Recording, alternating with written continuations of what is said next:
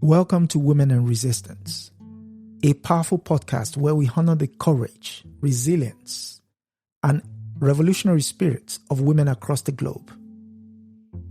Hosted by Aya Fubara Eneli Esquire and Adesoji Iginla, we uncover untold stories of defiance against systemic oppression, whether colonialism, racism, sexism, or economic injustice. From historic icons like Winnie Mandela and Fannie Lou Hamer to today's trailblazers, we shine a light upon those shaping a more just world. This is a call to honor the past, embrace the present, and build an empowered future. Yes, greetings and welcome to Women and Resistance, our weekly conversation with ladies and women who have carved and helped shape strategies that have ensured the survival of the Black polity. And today is no exception. And we will be speaking with Ernesta Procope. She wasn't a protester in the streets. She played no musical instruments, but she was a strategist in the boardroom. Many might know her, but not really know of her. So this is part of the series of why we do this. Because sometimes we do see these people across our timelines, across our media face and all, but we don't really know what their motivation is. And for this, I have Ernesta Procope on the chair today. Welcome, ma'am. Well, good evening. Thank you for having me. Thank you for being with us today. So, without further ado, I would ask the question. People would know you as a boardroom strategist, a multimillionaire, but I'm sure that is not what makes you tick. Could you give us an idea of what your motivation was in going into that field? And prior to that, just give us an idea of who you were or what led to your travel in such a field of endeavor. For all your listeners today, first and foremost, thank you for inviting me to speak with you here on Women and Resistance. I have watched with great pride as you have talked to other women, of course, many of them long before my time, because one of the things that has been most important to me in my life is education. I believe that every young person should invest in their education. We should invest in the education of our young people. And whether they go to college or whether they choose to learn a trade, the important thing is that you acquire skill sets that allow you to be productive, that allow you to participate in the economy in which you live, and that allow us to get off these welfare roles and to create the lives that we want to live. And education is very important to me. So I am Ernesta Procope. And in the course of our conversation, I will tell you a little bit more about my life. But the industry that I went into is the insurance industry. And I'm telling you, it is simple. It is stubborn, it's unglamorous, and yet it is essential. Do you own a home? You need insurance. Do you even rent? You need insurance in the case of a calamity. Do you have an automobile? You need insurance. Life, you need insurance for your life, for your loved ones. Of course, if you own a business, you want to have that business insured because things happen. And the worst thing is to build and to be completely unprepared. But what has really concerned me is that those of us in the insurance industry, we have done a very poor job of educating young people about the importance of this industry and to show them how they can become a part of the industry. And I was very fortunate to find this industry and to decide to make it my career. At a time, I must say, where there were very few Black people and few women who were part of this industry, or certainly trying to create their own agencies, their own businesses in the way that I did. Okay. Was there any point in time where you felt entering the industry was important, an event or series of events as you were? Some would call me a child prodigy. I wouldn't exactly say that. I'm going to give you a little bit of background as to, my life and how I came into the insurance industry. The very short answer to that question is that my first husband, Mr. Bowman, was a real estate investor and he owned Okay. some properties. And if you own properties, you definitely want to have your properties insured. Insured. Okay. And so I studied and got my broker's license as an insurer, and then I continued to build from there. Now he died shortly after. We did not have a very long marriage at all, but I continued with the industry, and so my industry, E.G. Bowman, is actually named in honor of my husband, and I kept that name even after I remarried. But just to give you a bit more of a sense of who I am and where I come from, I was raised in what is known as Bedford-Stuyvesant. I was actually raised on the Bedford side of it before the two areas, which were separated, I would say, by about 10 blocks. There were two streets that ran parallel to each other that was the Stuyvesant Street, but that whole area became known as the Bedford-Stuyvesant area. But I was born on the Bedford side of it. And I am the daughter of Caribbean immigrants. My father, Clarence Forster, was born in Barbados, and my mother, Elvira, her maiden name was Lord, was born in St. Lucia. Now, I should say something a little bit about my mother's people. My mother's father in St. Lucia used to ride on horseback. So he rode his horse and he would ride around and collect taxes. So you could call him a tax collector. Collector. And Yeah. my grandfather, so my mother's father, was of mixed racial heritage. He was black and white, as they would say. Now his father was had a career that I suppose maybe I should not be proud to say it, but it is part of my history. His father was a white man, and he was a pirate. He had set up a false lighthouse, and with that lighthouse, there would be ships that would come there for refuge, and he would Run aground. pillage them and sell the items that he got from these ships. But my mother eventually, whose parents died when she was rather young, came to Brooklyn to live with one of her sisters. Her older sisters raised her. And my father, who was one of four sons, things were getting difficult financially in Barbados.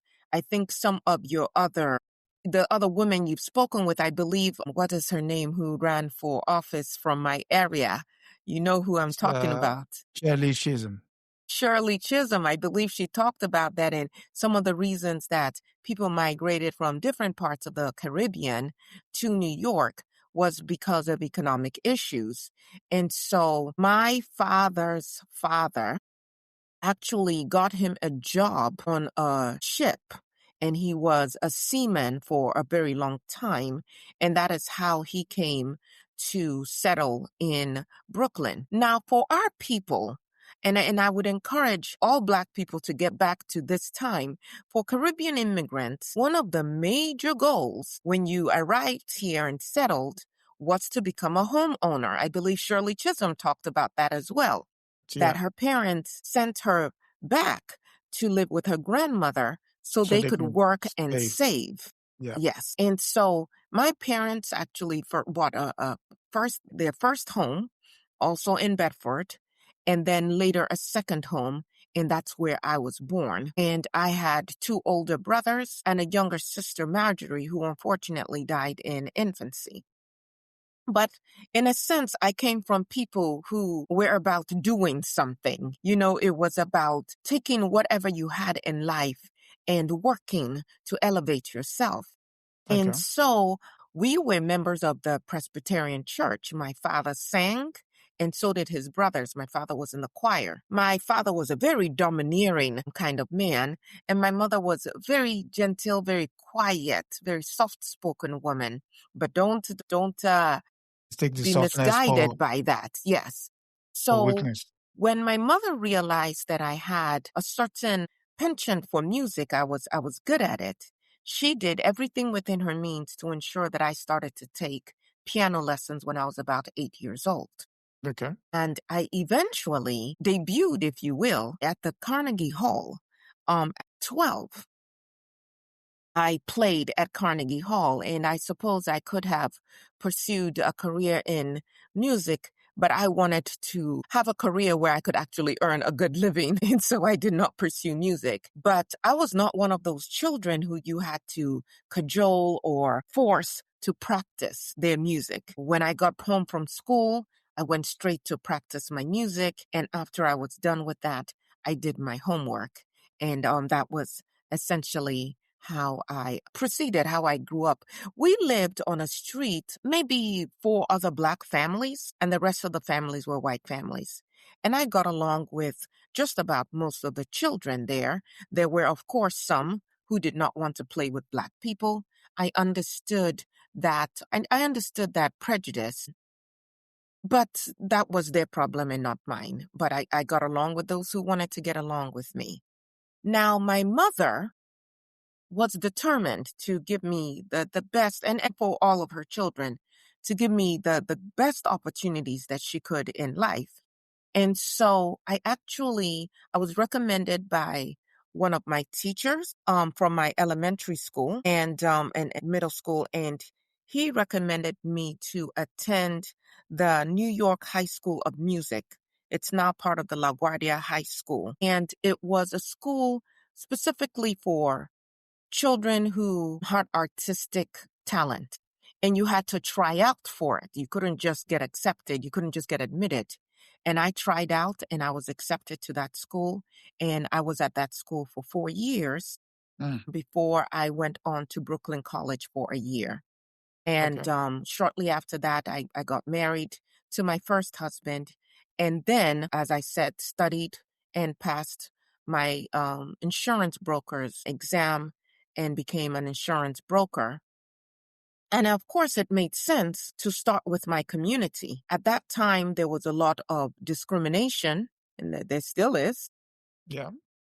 So insurance companies would write life insurance policies for Black people, and they would, something at like 25 cents a week, and they would come around on every week to collect that money. And, but those policies were always written at a higher premium As than a opposed. white person under the same circumstances would have to pay. So even then we were being overcharged. And I opened my company in Bedford. We had a storefront right there in the community. But what we found out was that many of the underwriters, Okay. which you need in the insurance business, Yeah. claimed they were concerned about their safety and did not want to come into the Black neighborhoods because Oh. as more Black people migrated to New York and to the Bedford and then eventually the Stuyvesant area, they felt that it was unsafe. And for no good reason at all. They had never Oh, even stepped foot there, and they wouldn't even come to our agency to do business with us and underwrite the policies that we were attempting to sign.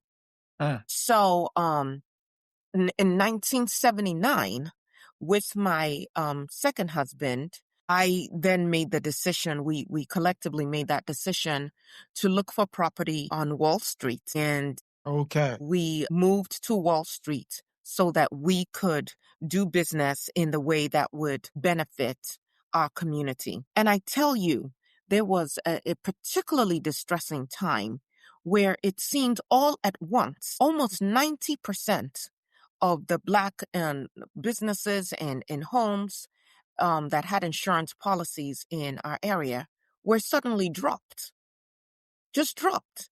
And that can be a very catastrophic situation because if anything happened, you Yeah, you're suddenly not would not covered. have the money to repay, to recover, to rebuild, and things of that nature. And there was no real reason except for what we now know as redlining, where they just looked at a whole geographical area and decided we are not going to insure those people, as opposed to looking at it case by case as they should have. So this was during the 1960s. Some might say, interesting that it aligned with the civil rights movement as well. And maybe some of your listeners may remember this time or may talk to their parents or their grandparents to find out about what was happening in terms of insurance with them during this time. At one point, our brokerage received dozens of cancellations, all in a single day. And like I said, not based on any individual risk, but on geography, effectively,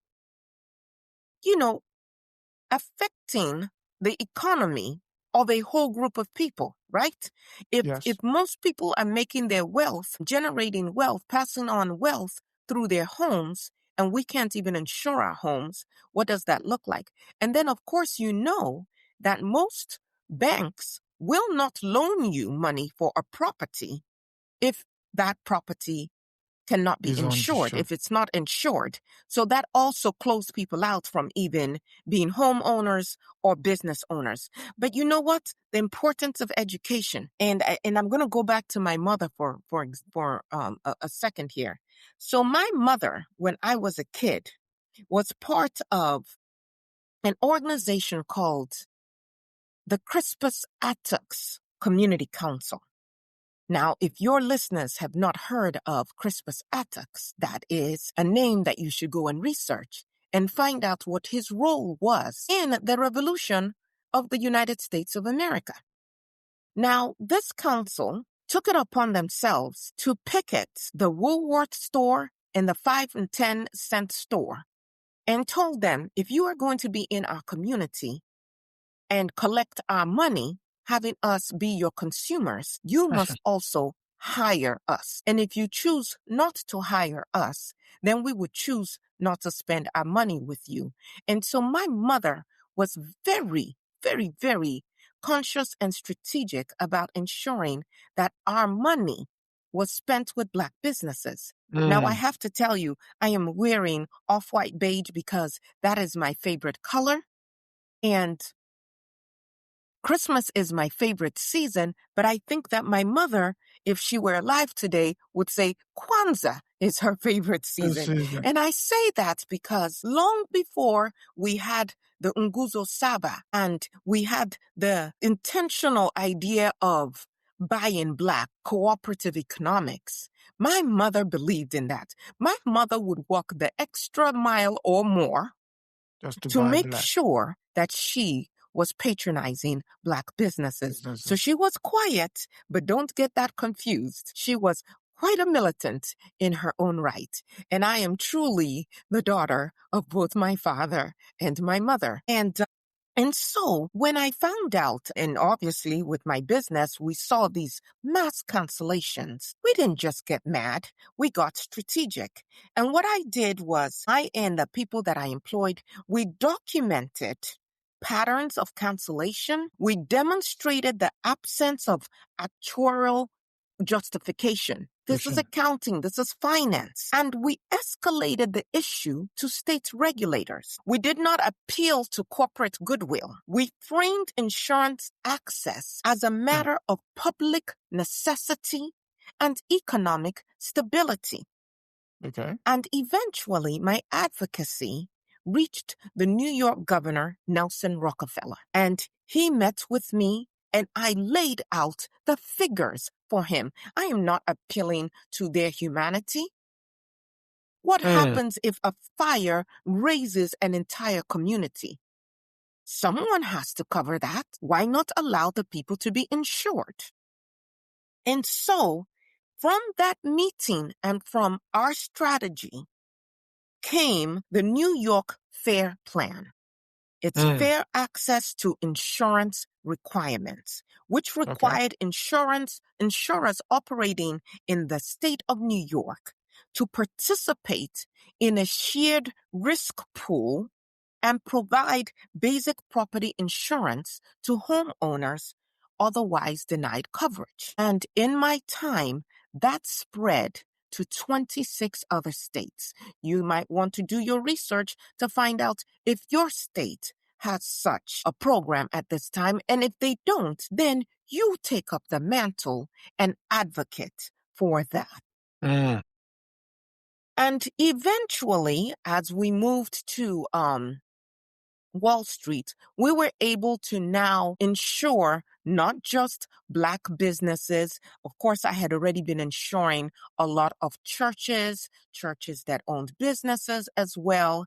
But we also were now able to do work with Fortune 500 companies, which makes a huge difference. In fact, Robert F. Kennedy was one of the very first major corporations that came and did business with us. And if you do not know about Robert F. Kennedy, you perhaps should go and investigate that as well. But he had a Bedford-Stuyvesant Restoration Corporation, and they further legitimized Black property as insurable and investable. And my company served as the insurance broker for restoration projects, forcing insurers to underwrite Black development under public and political scrutiny. Don't just get mad, get smart. That's true. Yeah. Which is why I get back to education. And I would say this as well. If I had a quote that I would want to always be associated with me, it would be, don't give up. Don't give up. So through this combination of documentation, regulatory pressure, and strategic alliances, I was able to dismantle one of the most effective mechanisms of racial dispossession. My work transformed insurance from a gatekeeping tool into a stabilizing force for Black ownership. But the work must continue, because now what we are faced with in so many communities that we're predominantly Black communities is this thing called gentrification. And I'm telling you, it is not new, because even back in the 60s and 70s, Lyndon B. Johnson's wife, Lady Bird, was a huge proponent for gentrification. Even as her husband was signing the civil rights bills, she was very much an advocate for gentrification, a way to push us out. Now, in case your listeners don't already have this information on me, I was born on February 9th, 1923. So I want you to understand the period in which all of this was happening, the period in which I grew up, and historically understand what was going on with Black people. Jim Crow was very much alive. So whatever obstacles you are facing today, could you say that they were more insurmountable than the obstacles faced during my time? When I first came into being, when my parents were striving to become homeowners. And so I would very much encourage us to do what needs to be done economically to become homeowners in larger numbers today than we currently are. As I go on, I guess I should pause to see if there are any particular questions that you have. But as you can tell, I am very passionate about the work that I have done and the work that I did really until my transition. I died on November 30th, 2021, and I did not retire until 2016. Wow. And so well, let me pause. Do you have any questions for me so far? Yes, there is questions. One would be, take your time with this one. You talked about you being born in 1920s, so you had to face, your parents at least would have to face the Great Depression. Yes. Jim Crow, the civil rights, redlining, and everything that came from it. So at that time when you came into business, and we know how the United States is set up, the Black woman is seen as some sort of threat, even up till today. So the question would be, when you engage capitalism by being strategic and being political, did you feel alone, or you had people with like-minded, maybe women or men, who shared your hue, who also saw things the way you did?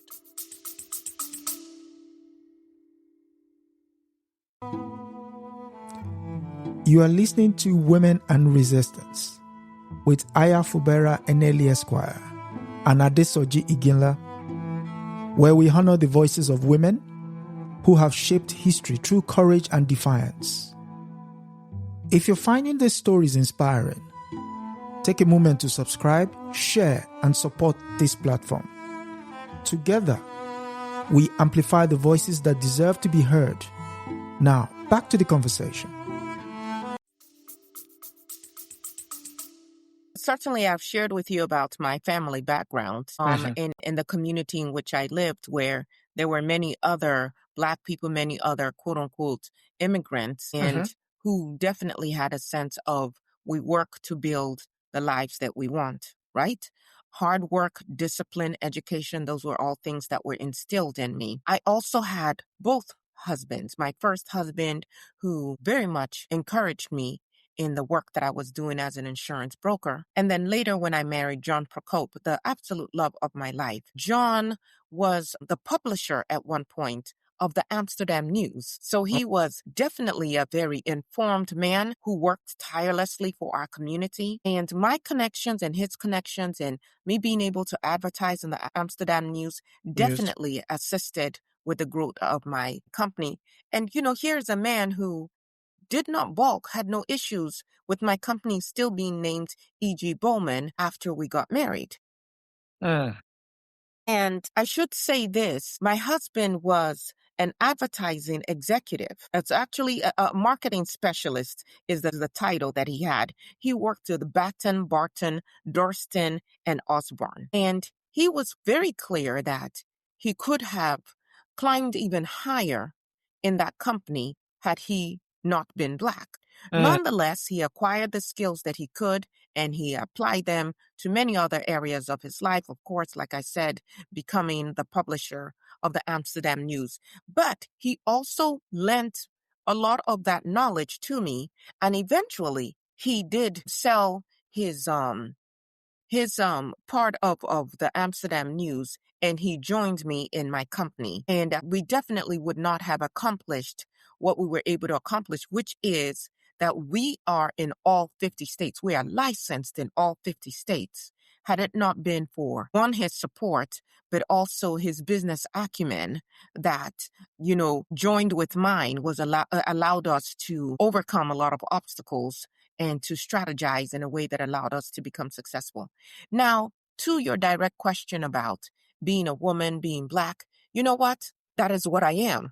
I am a woman and I am Black. And I did not let that define me. There's perhaps some people who, as we know, may have had issues with both, one or both of those facts of who I am. Yes, but that was not something that I expended my energy on. I worked and I did a marvelous job. As a matter of fact, what I would always tell my employees, I said, listen, we are not selling potatoes and we're not selling onions. We are selling service. And people will always go somewhere else if you do not provide excellent service. And so when we interact with the public, when we interact with the underwriters, with whomever we are interacting, we sell service, and we come at it with that sense of pride and confidence and a commitment to excellence. And that is what we do. And that is how I always lived my life. And so I did not allow anybody with their small-mindedness define me. As a matter of fact, I was named Woman of the Year by Leonard Evans, the W. Leonard Evans Junior magazine. And that award was given to me at the White House by Mrs. Nixon, Pat Nixon. We had a very nice tea. And of course, there were some other people who were in attendance as well. And I was, honored in that way. I later received quite a few honorary degrees, including from Howard University. And it was really at the time when I was receiving that honorary doctorate from Howard University that I was dubbed the First Lady of Wall Street. And so beyond even my corporation, my business that I started, the level of excellence that I provided, the way that I carried myself, led to me serving on prominent corporate and nonprofit boards, including Avon, Columbia Gas System, Chubb, and other institutions like Cornell University, the New York Urban League. In fact, at one point, I was the chair of the board of trustees for Adelphi University, and I was also on the Bronx Zoo board of trustees as well. So this matters, and I bring this up as other people listen, as young people listen, as you, maybe parents and grandparents are listening, that you share this and my story with the youth, because board seats are where capital decisions, vendor selections, philanthropy, and corporate strategy intersect. If you have an opportunity to sit on a board, by all means, do so. Yeah. But do so with an understanding that you are there not to just rubber stamp or to have that as an accomplishment, an individual accomplishment, but you are there to help direct resources to other communities that may otherwise be ignored or closed out because there is not an advocate there. Like I said, these boards are where capital decisions, vendor selection.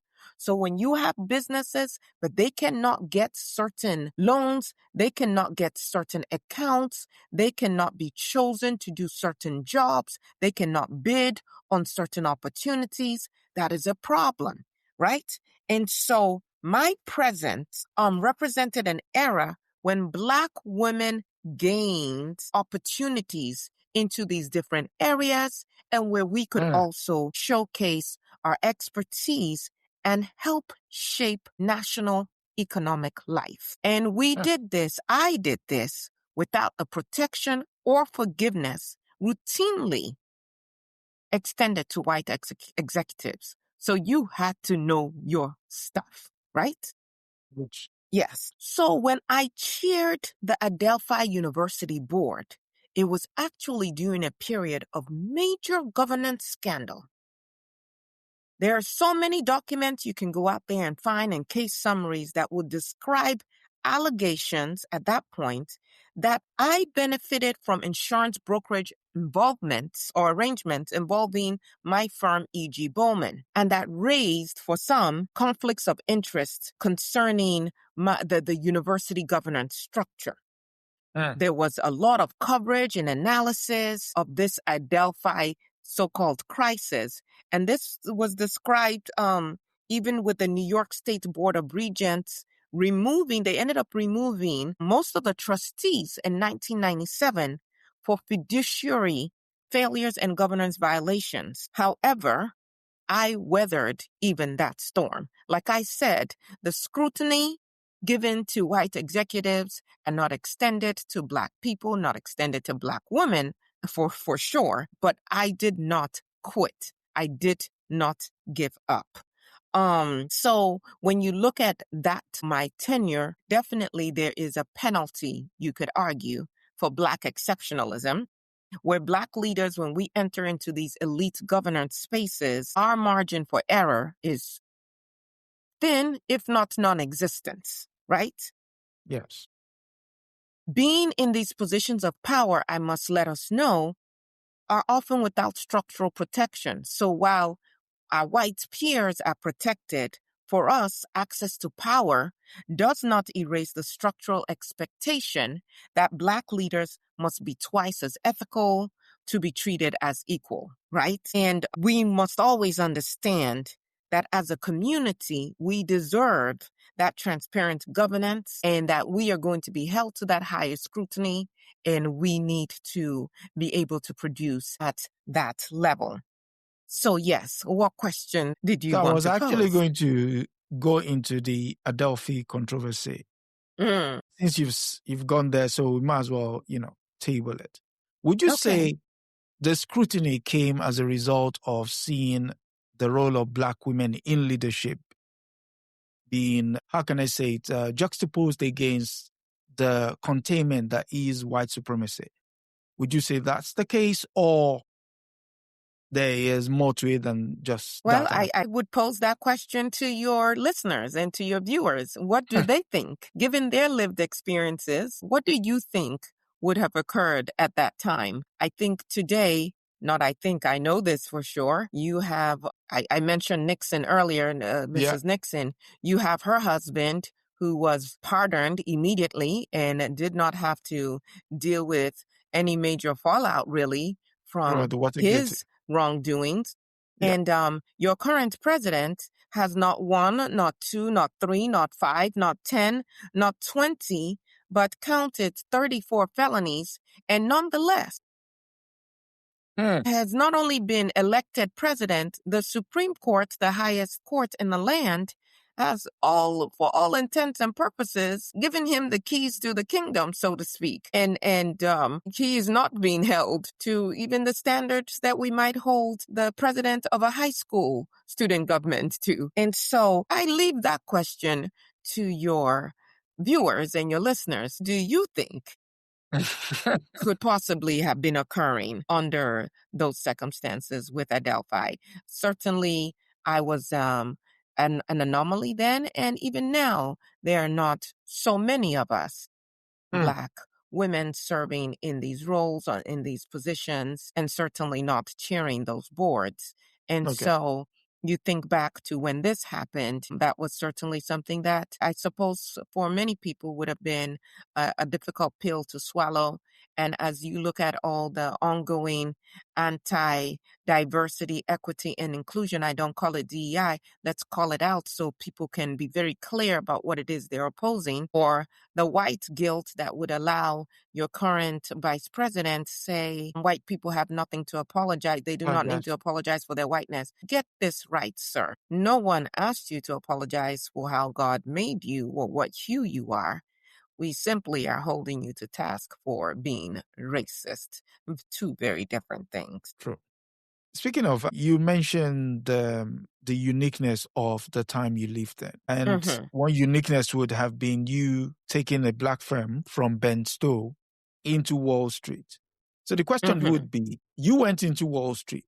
Did you see a Mm-hmm. flood of Black firms coming to Wall Street after you did, or prior to you doing so?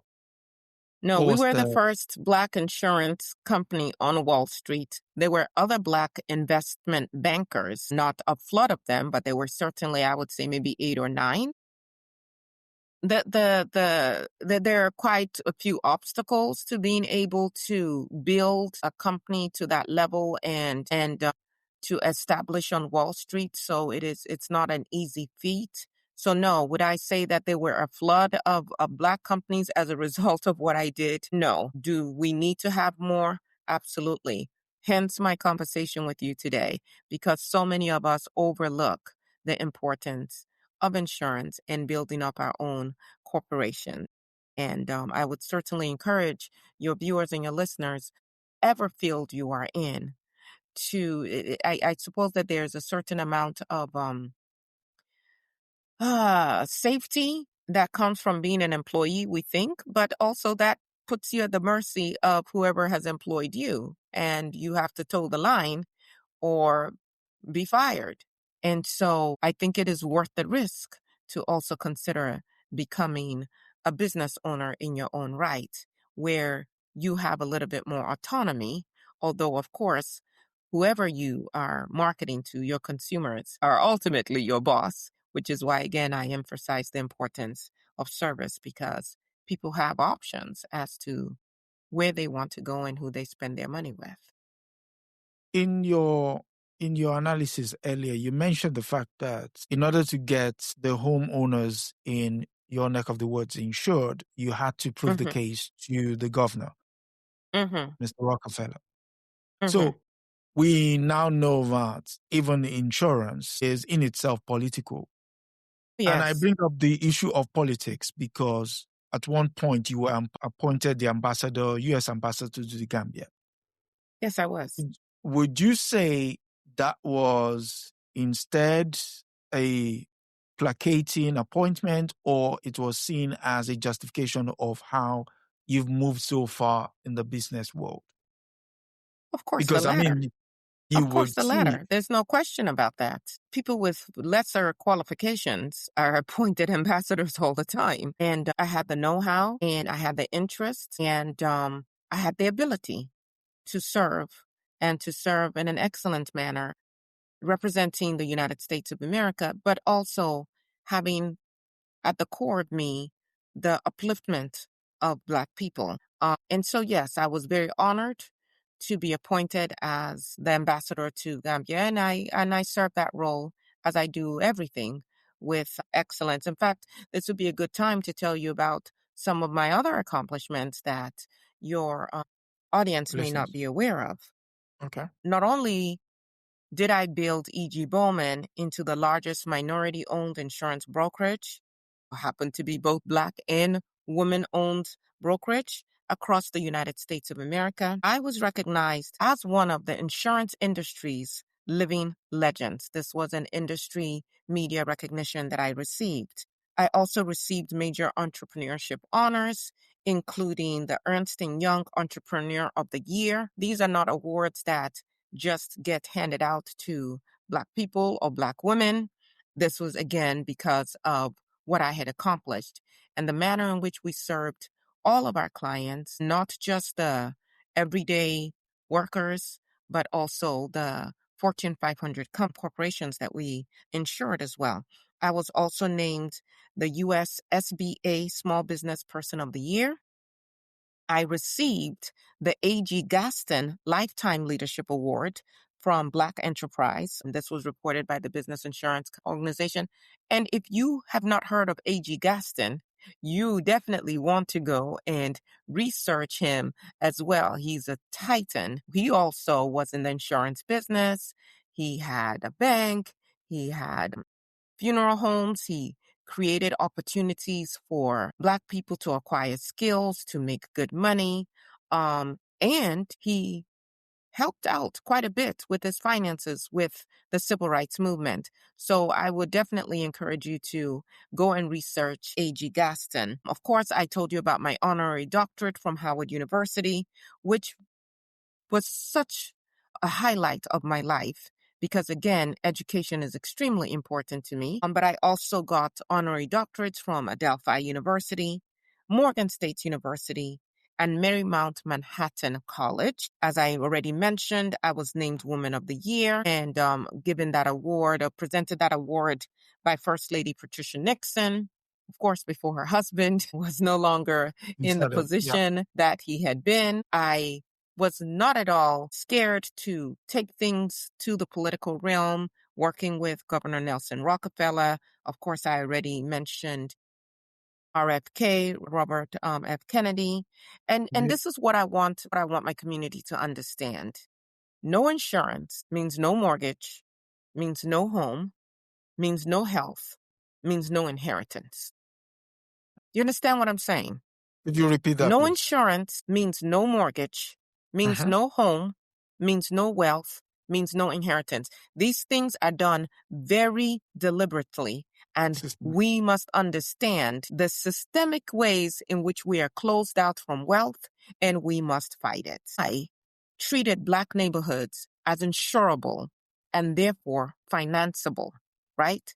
I turned insurance brokerage into a vehicle for Black institutional power, demonstrating that Black enterprise can operate at the center of corporate America without surrendering who we are, what we are about, or surrendering competence or ambition. I modeled a form of pragmatic activism, not only protest, but policy engineering, lobbying, and institutional negotiation. So as I've listened to some of the other women you've been in conversation with, understand that we come at our liberation with different tools.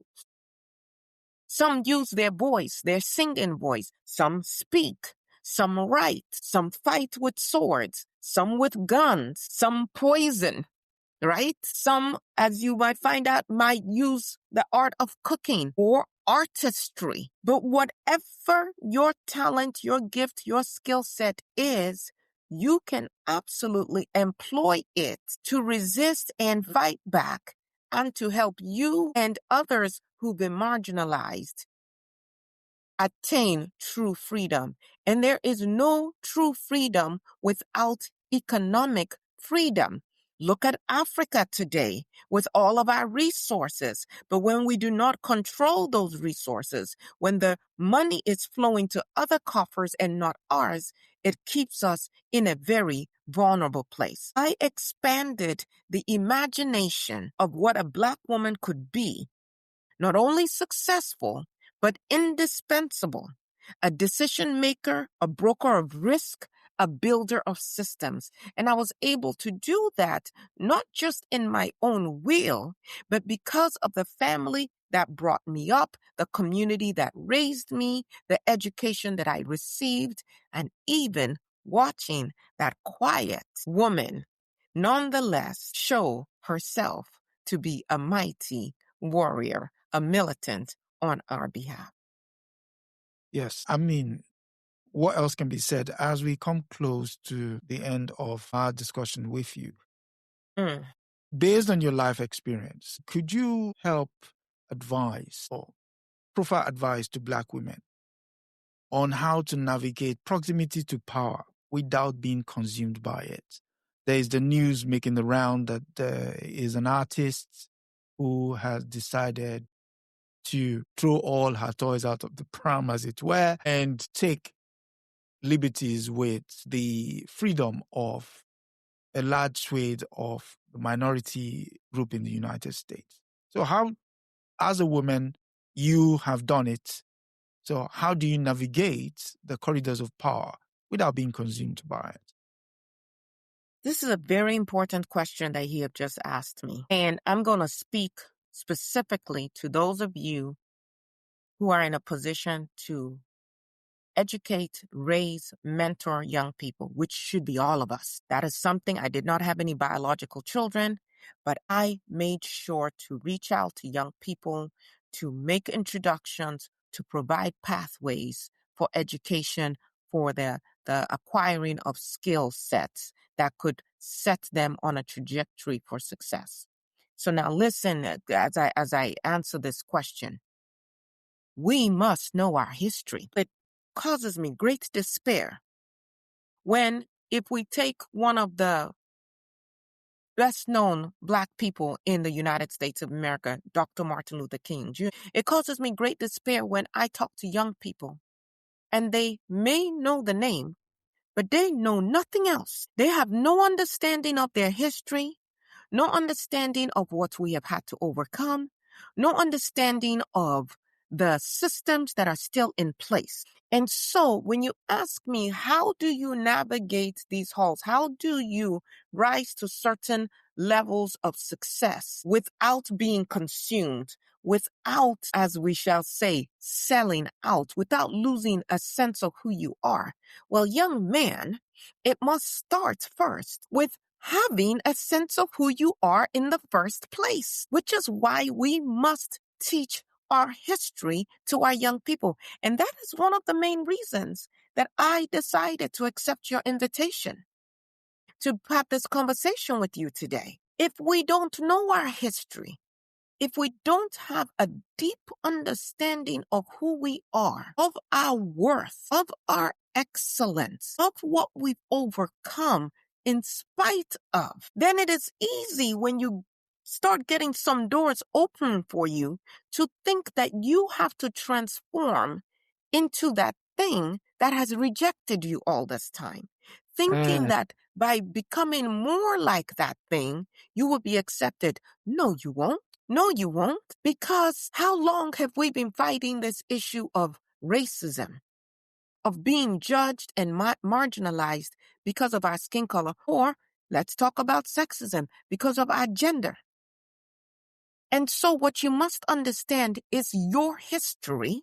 Take pride in who you are as you are. As you develop skill sets and understand that you come from a long line of people who have been excellent, who have built much of what you see, even though they have not gotten the credit for it. Therefore, your success is not dependent and actually will be thwarted by trying to become other than that which you are. We must teach our history to our young people because that becomes their roots. That becomes the thing that grounds them. That becomes the thing that they are connected to. So no matter how far they grow, they are always deeply rooted in who they are, in who they come from, and therefore what they must be in all spaces. Yes, yes. So if you are an orange tree, I don't care what sand, what soil you are planted in. Maybe some don't allow you to thrive as well as an orange tree, but at no point are you going to now start producing apples because you are grounded as an orange tree. You are connected to your roots. But, and I'm not a scientist in that way, but I do know enough about this. Grafting. If you take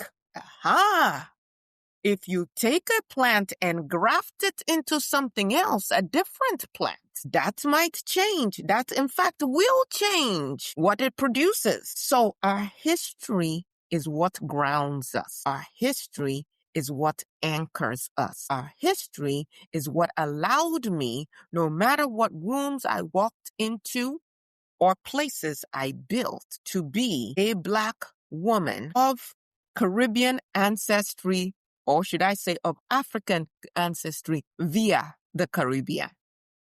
Always very clear on that. My husband, John, was always very clear on that. My parents were always clear on that. We must ensure that our young people are clear on that. Yes. With that said, I would want us to leave on that very powerful note. Thank you all for coming through. Thank you, Ms. Procope, for helping us understand what it is to be a strategist in the boardroom. As it's usual, next week we'll be looking at the life and times of Atete. And yes, it's Atete. It's spelled A-T. And next week, if you do come in, you would get to understand who else we're talking about next week. But for this week, I must commend you for coming in. We do know people will be celebrating Christmas tomorrow morning. Merry Christmas to you all. Happy Kwanzaa the day after. And that said, Mrs. Procope, any final thoughts? And I somewhat hesitate to say this, but it has to be said, so I will say it. Not enough people know about me or my company or what we accomplished. I thank you for the opportunity to share this part of our history. I will encourage everyone to look for more resources. I did an interview back in 2006 with the history makers. And they have interviews of so many people as well. But put these things before your young people. Study yourself. Be excellent in whatever career path you have chosen. And by all means, understand that education, as one of our leaders, Malcolm X, said, is our passport to the future. And at a time when visas are being canceled, people are losing their citizenship. Essentially, some folk are not going to be allowed to get passports. Understand that education is that passport that no one can take away from you. Yes. Go for it. Thank you so much for having me. No, thank you very much for coming through. And to all our listeners and people who will be listening to this subsequently, yes, thank you all for being with us. Until next week, it is good night and God bless. That is it for this episode of Women and Resistance. Thank you for joining us in amplifying the voices of women who challenged injustice and changed the course of history. Be sure to subscribe, share, and continue the conversation. Together, remember, we honor the past, act in the present, and shape the future. Until next time, stay inspired and stay in resistance.